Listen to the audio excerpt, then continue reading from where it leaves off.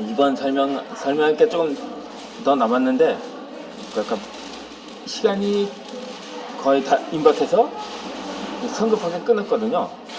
제가 고난의 행군에 대해 설명을 마무리를 하려고 하는데, 북한이 1960년대까지만 해도 우리나라보다 더 경제력이 우월했다고 하는데, 그러니까 우리나라의 70년대 수준이었거든요. 아무리 그래도 그렇지 70년대 경기 그때 서기 파동도 있었고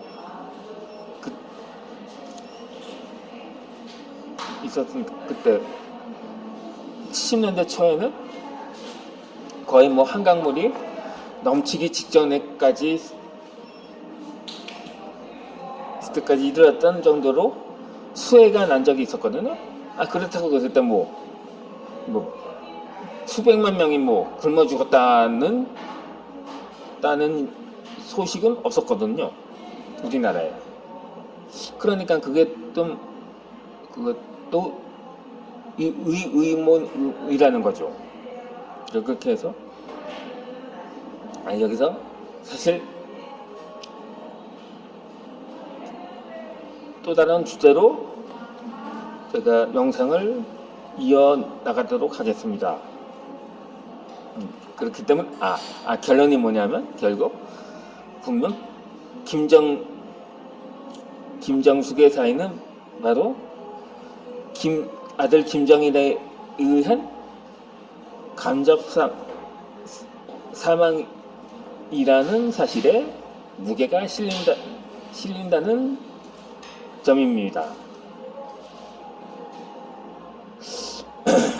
그렇다면 이번 주제는 제가 말과 행동에 대한 주제로 계속 영상을 콘텐츠로 주제나 콘텐츠나 그렇게 해서 영상을 계속 올리고 있는데, 이 말이라 하면 제가 사실 자신 없는 것 중에 하나가 말을 하는 거거든요. 그것도 아주 길게 그냥 마치 연설을 하듯이 한다는 것에 상당히 꺼렸던 그것은 제가 선천적으로 말을 더듬다 보니까는 내가 학창 시절 내내 왕따였었거든요. 그러다 보니까 근데 그러더라고요. 그것은 자신이 네가 왕따라는 사실은 다른 사람들이 같이 있으면 사람들과 그 주제에 맞게 말을 해야 하는데 전혀 다른 말을 한다고. 전혀 그렇지 않거든요. 그러니까 보니까 물론 그런 사람들은 있겠죠. 자신이 그것은 자기 주장만 높은 사람이라고 볼 수가 있는 거죠. 주제는 그 사람의 평소 하고 싶은 말과 전혀 다른데, 내가 말하고픈 주제는 그게 아닌 거야. 그러다 보니까 말이 안 통한다면서 따돌리는 일도 있겠죠. 그러니까 그 말이 자신 없는 주제라 할지라도 그 말이 너무 하고 싶어 미칠 지경인 거야. 근데 글쓰기도 마찬가지입니다. 이 일도 마찬가지거든요. 그게 말하는 일이건 글 쓰는 일이건 또 다른 일.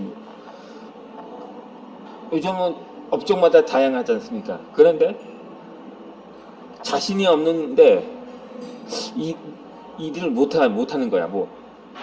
그림의 떡인 거야. 하지만 그 일이 너무 하고 싶어 미칠 지경인 거예요.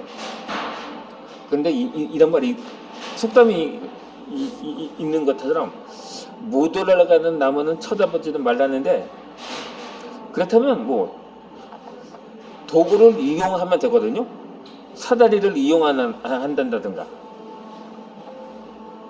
그렇게 그럴 수도 있어요. 예를 들어 자신이 대통령이 되고 싶어 한다든가 그렇거든요. 정말 그야말로 이거 허황된 꿈이라고도 하죠. 뭐 물론 국회의원이나 장관까지 된 사람, 뭐 좀 더 높이 올라가서 국무총리까지 된 사람은 있거든요. 그러다 대권에 도전하고 싶은 마음이 있긴 합니다만, 우리나라에서 총리를 지내다가 대선에 출마한 사람들도 많았죠. 그러다 보니까 고지가 보인다, 조금만 더 뭐 이런 식으로 판단하지 하기 마련인 거죠. 물론 그건 어느 정도의 성과는 이룰 수 있었던 거죠. 꼭 대통령이 아니라 그냥 정치가가 꿈이라는 사람은 뭐 국회의원이나 장관이 되는 것만으로도 만족한 거죠. 그런 조금 더 폭넓게 대통령이 꿈인 사람들, 물론 제가 초등학교 때만 하더라도 그런 꿈을 가진 아이들이 많았다고 합니다. 그게 아니면 과학자라든가, 물론 과학자는 그때 그 당시에는 비교가 되지 않을 정도로 발달한 과학 기술을 보면 그때 꿈꾼 아이들이 지금 그 목표를 달성했다고 할 수가 있는 것입니다. 그렇기 때문에 제가 이제 말에 대해서 말을 하는데, 저도 그렇거든요. 만약에 저한테 뭐 최근에 러시아와 우크라이나가 거의 나의 긴장이 고조되고 있는 데 대해서 이를 둘러싼 국제 정세를 어떻게 생각하냐고 묻는다면, 뭐라고 말할까요? 버벅거릴 정도도 되지 않을 것입니다. 내가 할 만한 말이 있는 것처럼, 그거는 글을 쓰기도 마찬가지거든요. 그런 주제로 글을 쓰려면 진짜 거의 펜을 들지도 못했을 것입니다. 말을 못하면 글을 잘 쓴다 한다? 근데 이 글을 잘 쓰는 거하고 글씨를 잘 쓴다는 거는 천차만별이 있거든요. 그러니까는 공부를 못하는 것과 안 하는 것도 차이가 있는 것처럼 말입니다. 근데 그런 사람을 깔보고 아나무인격으로 가진 오만을 떠는 사람들이 있습니다. 이런 사람들에게는 교묘하게 어려운 문제 혹은 상대방이 모르는 문제를 던지지만 그 거만한 기세를 제압할 수가 있을 것입니다. 이는 그의 지식이 얼마나 풍부하고 그의 경력이 얼마나 광범위하든 상관없이 넓고 복잡한 세상에서는 결국 유한할 수밖에 없게 그 자신도 결함이 있다는 사실을 알게 된다면 오만함이 한풀 꺾일 것입니다.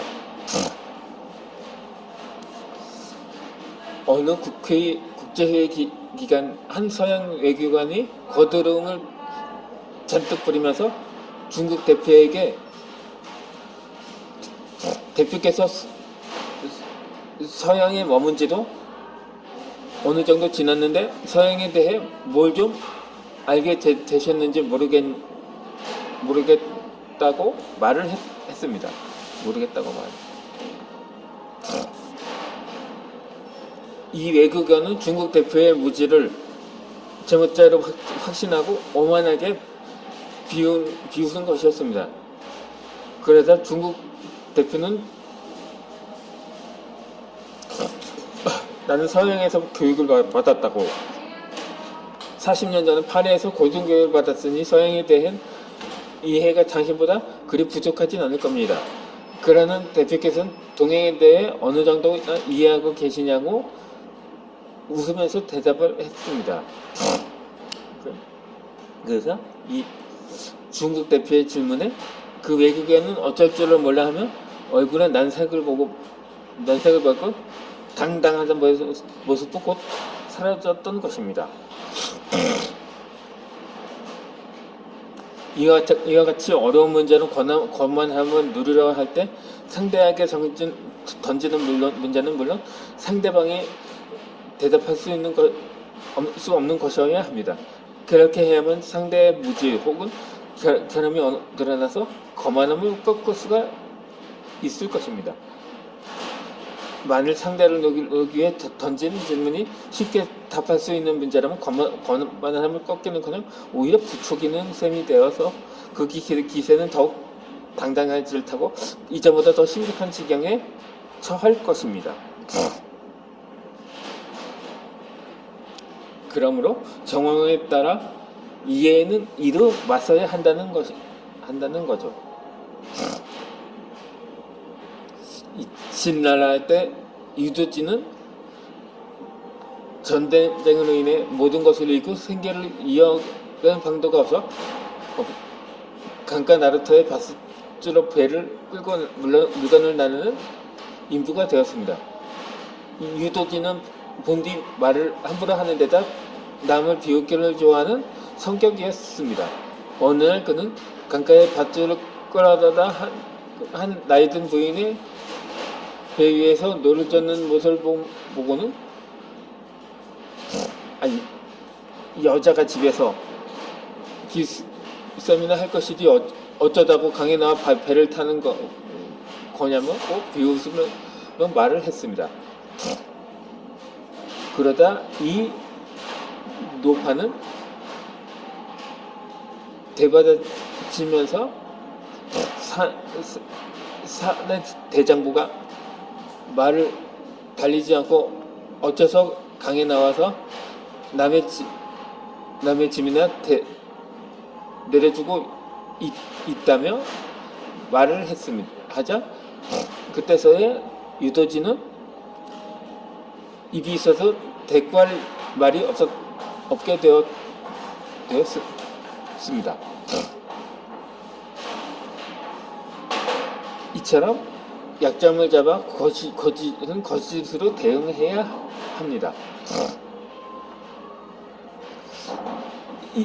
일상의 어느 분야 중에 현명한 사람들은 비교와 지혜를 이용하여 상대방의 거짓말이나 잘못, 말실수에 대해서 거짓을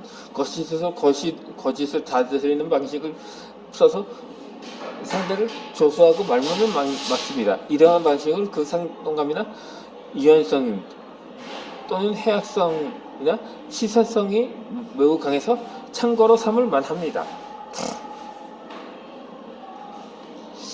민간에 이런 이야기가 전해집니다. 어느 고을에 혈령이 정직하고 무던한 농부를 못 살게 굴 생각으로 농부가 마을 사람들과 결탁해서 감옥 밑으로 흉작이 났다는 핑계로 납세를 거부하려 들었다며 누명을 씌웠습니다. 혈령은 농부를 흠씬 두들겨 팬 후에 그에게 3일 안에 수탉이 낳은 계란 두 개를 구해주도록 명령했습니다. 만약 구해오지 못할 경우 때려 죽어도 원망하지 말라고 으름장까지 놓았다고 합니다.